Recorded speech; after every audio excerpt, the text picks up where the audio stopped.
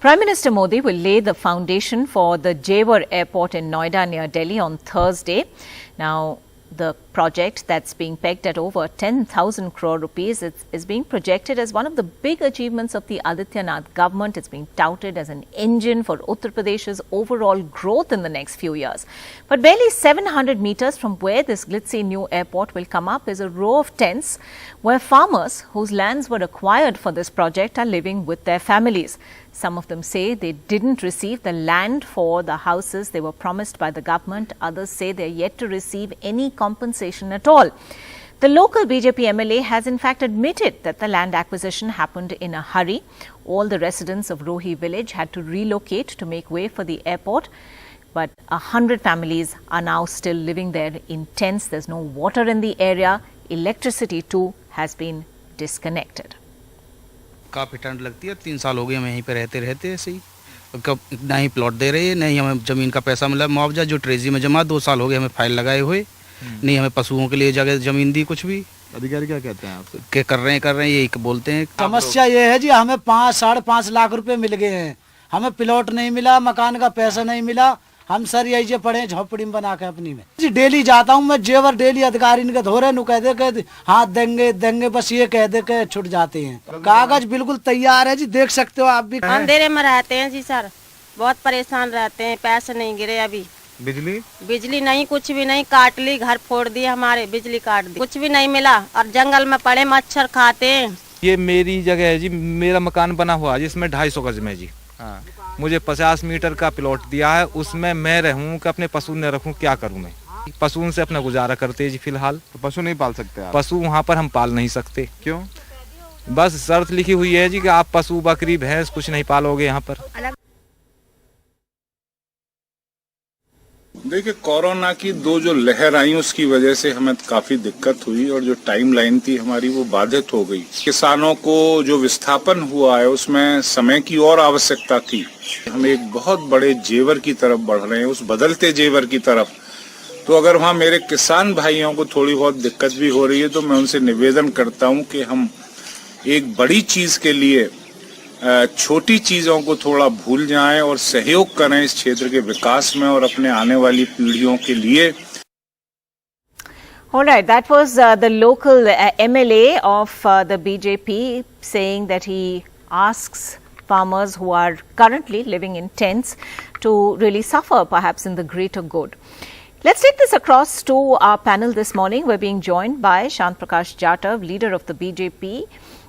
Ameek Jame, national spokesperson of the Samajwadi Party, is also with us. Ambar Zaidi, political analyst, is with us. We're also going to be joined by Pankuri Pathak of the Congress. But Mr. Jatav, let me begin with you. This is obviously a very major project. It's being really projected as a showcase project by the Uttar Pradesh government.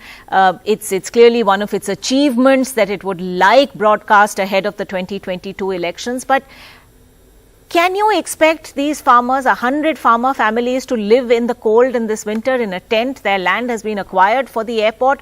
Why has compensation not been given? Why has land not been given? Why have alternative homes not been given? दुनिया का चौथा सबसे बड़ा airport जेवर में उत्तर प्रदेश को मिलने जा रहा है, देश को मिलने जा रहा है। इसमें हम सब लोगों को खुश होना चाहिए, बधाई सबको। राजनाथ सिंह जी के समय में इसको शुरू करने की योजना बनी थी, उसके बाद तमाम सरकारें आईं, उन सरकारों ने अड़चनें लगाई। कोई इसको उठा करके आगरा ले जाना चाहते थे, ये बाधित होता रहा। जैसे ही योगी सरकार आई तो योगी जी ने भूमि अधिग्रहण का कार्य शुरू किया और जल्द से जल्द ज्यादा से ज्यादा भूमि अधिग्रहित हो जाए उसके लिए कार्य करते हुए अभी पहले चरण की भूमि अधिग्रहित कर ली गई है और जिसका उद्घाटन कल जो है माननीय प्रधानमंत्री जी करने जा रहे हैं। 2024 में पहला चरण जो है शुरू हो जाएगा और यहाँ से फ्लाइट उड़ना शुरू हो जाएंगी। स्वाभाविक बात है, जब इस प्रकार के बड़े प्रोजेक्ट होते हैं तो भूमि अधिग्रहण भी होगी और भी तमाम सब चीजें जो लोगों को जिनकी भूमियां ली जाएंगी उनको भूमि उसके एवज में दी भी जाएगी। ये पूरा कार्य नियम से चलेगा। जो किसान बंधु अभी परेशान हैं वो विचलित ना हो, हम उनके साथ हैं। हमारे क्षेत्रीय विधायक और वहां का जो हमारा प्रशासन है वो उनको पूरा सहयोग कर रहा है। कुछ दिन में जो उनकी समस्या है वो सब जो है उनकी दुरुस्त कर दी जाएगी। जी जाटव वहां जी, पर सुविधा के लिए चीज दी जा हम रही मानते है। हैं आपकी बात, परेशान लेकिन ये होने कह की रहे बात हैं कि नहीं। 3 साल से ये टेंट में रह रहे हैं यहाँ पे। 3 साल क्यों लग गए? बिल्कुल ठीक बात है। जब हम किसी चीज को शुरू करते हैं तो सारे सिस्टम को बनाने में थोड़ा समय लग जाता है। जो किसान बंधु वहां परेशान हो रहे हैं, मैं समझता हूं आज जिस तरीके से हम लोग इस चैनल पर इस विषय पर बात कर रहे हैं, बहुत जल्दी जो है उनकी समस्या का निदान हो जाएगा। पर जाटव जी, आपके एमएलए कह रहे हैं कि कुछ जल्दबाजी हुई है यहाँ पे, ये कोविड पैंडेमिक की वजह से कुछ डिलेज भी हुए थे और उसके बाद there has been a certain rushing through in the process of land acquisition. Do you agree with that assessment and could this have been done differently? बिल्कुल ठीक बात है। 2 साल हम लोगों ने पैंडेमिक को झेला है, सारे काम बाधित हुए, सब लोग परेशान हुए। इसमें कोई एमएलए जो हैं उन्होंने कोई गलत बात नहीं कही है। हर चीज बाधित थी, पूरी दुनिया की मशीनरी रुकी हुई थी। अब हम फिर दोबारा धरने पर चल रहे हैं, बहुत जल्दी इन सब चीजों से निजात मिलेगी। Amit Jamed, do you accept this assessment that yes, for the greater good of Uttar Pradesh, this is going to be an engine of growth, it's going to generate 1 lakh job opportunities, and for that, if a few hundred farmers have to suffer or live in tents, is that an acceptable proposition? ये अंकिता, जो NDTV की जो report है, ground report, वो बहुत ही हिला देने वाली रिपोर्ट है। सवाल ये है कि जो लैंड एक्विजिशन एक्ट का जो वायलेशन है, जिस तरह से केंद्र की सरकार इसको कर रही है, अगर मैं अंकिता आपको 2 एग्जाम्पल्स दूं, आप इसे एग्री करेंगी कि हमारे नेता जब मुख्यमंत्री थे जनाब अखिलेश यादव जी, उन्होंने लखनऊ से लेकर आगरा का एक्सप्रेसवे बनाया, सरकार के समय में बनाया। उसका शुरुआत हुआ और उसका जो है उसका उद्घाटन हुआ। उसके बाद हमने पूर्वांचल एक्सप्रेसवे का लैंड एक्विजिशन का एक बड़ा हिस्सा जब हमने किया, आप सोचेंगी कि भारत का वो पहला एक्विजिशन था कि जहां पर किसान का कोई भी एक प्रोटेस्ट नहीं हुआ। वो प्रोटेस्ट क्यों नहीं हुआ? आप बेशक डेवलपमेंट करो, लेकिन अगर हमारे देश का किसान परेशान होगा, अगर उसके साथ आप न्याय नहीं करोगे, तो कांग्रेस का क्या हुआ पूरे देश के अंदर? लैंड एक्विजिशन एक्ट के तहत जिस तरह से बिग कॉर्पोरेशंस को, चाहे वो पॉस्को उड़ीसा का रहा हो प्रोजेक्ट, चाहे वो देश भर में जो लैंड एक्विजिशन हुए कॉर्पोरेशन के हक में, और किसानों को उनको जमीन नहीं दी गई, उनको अल्टरनेटिव नहीं दिया गया, उनको कॉम्पनसेशन नहीं दिया गया, तो पूरे देश में किसानों का एक बड़ा विद्रोह आंदोलन खड़ा हुआ। सवाल ये है कि हमारे प्रधानमंत्री जी नरेंद्र मोदी साहब जो पूरे देश में किसानों का मुखालफत झेल रहे हैं, तो अगर आपके पास पैसे की कमी तो है नहीं, आप सरकारी एयरपोर्ट्स को निजी हाथों में बेचने में तो 24 घंटा नहीं लगाते हो, लेकिन हमारे किसान को उनका हकूक देने में हम पूछ रहे हैं आपको दिक्कत क्या है? 5 साल से किसान वहां पे सड़कों पर बिलख रहा है, उसको छत नहीं है। अभी तो ठंड आने वाली है अंकिता, आप जरा सोचो कि उनके बच्चे उस प्लास्टिक के शेड में रह रहे होंगे। Okay, let's open this up. Let's open this up. Amber Zaidi, respond to the points being made by the Samajwadi Party spokesperson. At the end of the day, you can talk about numbers all you want, and this is for the greater good. But at the end of the day, 100 families are going to be left out in the cold this winter. Are we not to spare a thought for them?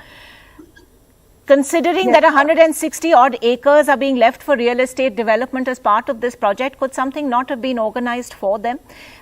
The allegation also from the farmers is that their land was reclassified as urban land. They would have got 4 times the compensation had it remained classified as rural land, and that they've actually been done out of the money, some of which hasn't even been disbursed yet. First of all, I would like to attend to number 1 issue. Then I'll come to the mic. What you were claiming actually, then I'll come to the According to CEO for Yamuna Express and Development Authority, more than 9% of the families affected by the airport project have already started constructing their houses. And the rehabilitation announces that there has been constructing near the Jewar airport area. Out of 3,000 3 plots that have already been allocated to the Jewar Bangar township, it has been already under construction, and so many people have already. At the end of the day, what about these people? You've heard their first-person accounts now. Some of them are saying they've been living in a tent for 3 years now without any alternative land being given to them. Where do they go? What do they do? Pankhuri Pathak, Ms. Zaidi, we'll come back to you. There's some problem with your audio. We'll try and fix that and come back to you in a moment. But Pankhuri Pathak, isn't this true? Government after government, land acquisition seems to happen in a flawed way. This is not just something new or specific to Jewar Airport. As the Samajwadi Party spokesperson on the show pointed out, it's happened in previous Congress governments as well. Why is there not a more foolproof, a more humane land acquisition policy in place? Land Acquisition Act was made in the first place was that things should be simplified. Whenever you are coming up with a new project, there are some guidelines and there are some parameters that can always be followed. But what we saw in this particular case is how farmers were looted and scammed. Their land use was converted and they were not given the four times compensation that is mandated by the Land Acquisition Act. And I was listening to the BJP spokesperson. I think everything is out and clear in the open that the BJP wants to take credit for this project, and that is why things were carried out in such a hasty manner that houses were razed down. People were displaced, but they were not given alternate housing. You cannot give a person a patch of land and say that, start your new life. You need to give some housing, you need to give some basic facilities. Forget compensation. Compensation is a different manner. But when you are displacing somebody, when you are breaking down their houses, when you are asking them to move to another place, you need to see how they will survive, especially in weather conditions like these.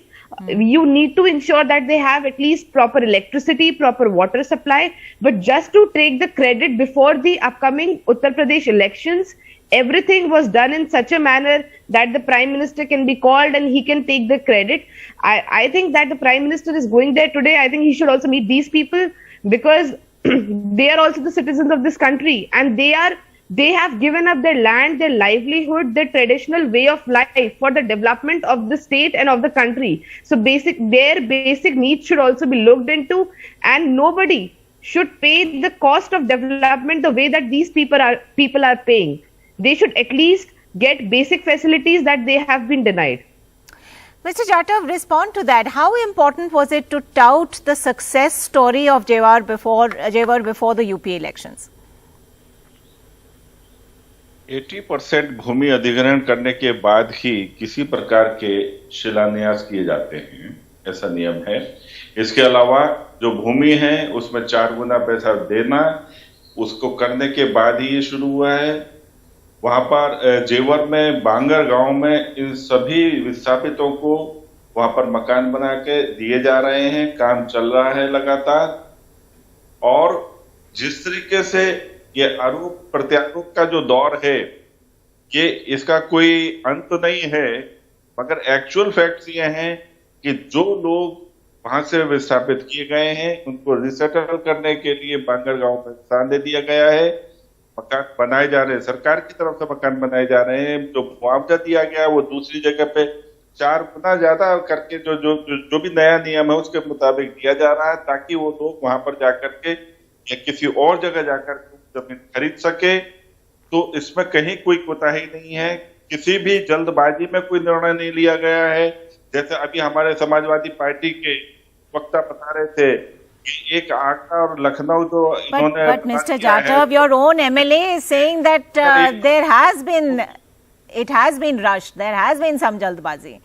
Are you contradicting him then?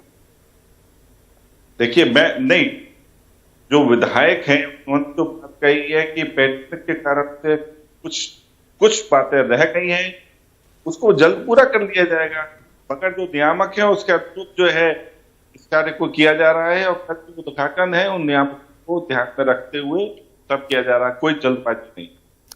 All right, we'll leave it at that for now. We are assured that compensation will happen in due course. For the moment, though, the reality of the matter is that 100 farmers' families will be facing another winter out in the cold as the inauguration or the laying of the foundation stone takes place for this glitzy airport. 167 acres have been kept for real estate development within the airport. But for these 100 families, it seems there is no plot of land to build a roof over their heads.